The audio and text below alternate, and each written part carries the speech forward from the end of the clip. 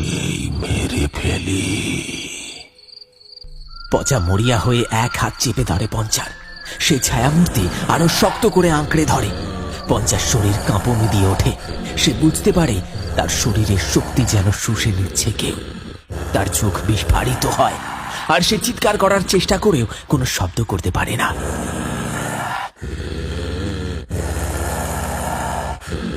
তার নিঃশ্বাস বন্ধ হয়ে আসে। পঞ্চা নিথর হয়ে মাটিতে পড়ে যায়। পঞ্চা তখনও অচেতন। মুখ সাদা, ঠোঁট ফ্যাকাশে, কিন্তু দেহে প্রাণ আছে। তার চোখ পড়ে পঞ্চার জামার পকেটে থাকা একটা দেশলাই বাক্স মাটিতে পড়ে আছে। পচা হাত বাড়িয়ে তুলে নেয় দেশলাইটা। এক মুহূর্তে যেন মনে পড়ে যায়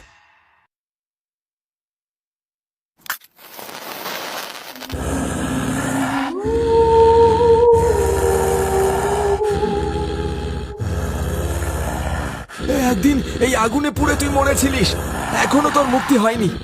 আজ তোকে আবার পুড়িয়ে মারবো।